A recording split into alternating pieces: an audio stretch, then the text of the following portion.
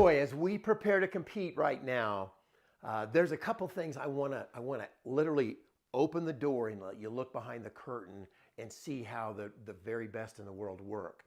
And here's the idea. There's some principles at work here.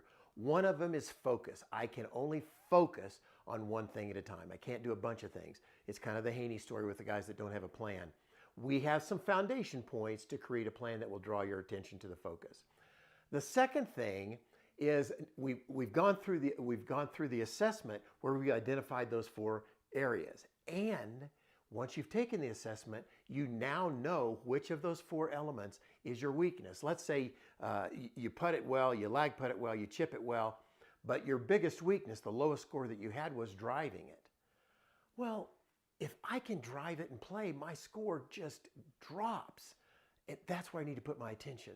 So there's 2 elements here that I want to draw your attention to. One is, if I'm going to spend a lot of time doing that, my enemy is not doing it. My enemy is I lose concentration, I lose focus on it, I lose attention, I get bored doing it. Now I'm not getting that element better. I'm just kind of going through the motions.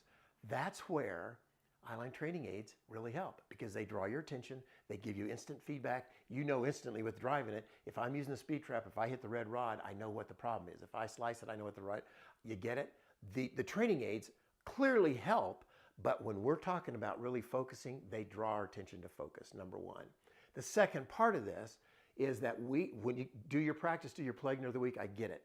But there needs to be one practice session each week where I call it a focus session, where all I do is I focus on those 4 elements, and I focus specifically on the one element that is the weakest, or the weakest that I performed in my assessment. And here's the idea. An hour, we'll use that as a clock, an hour has, it's 10, it has 6 10-minute sessions. So when I go to do my focus session, I give 10 minutes to each of the 4 elements. And then I give 2 more to my weakness. Got it?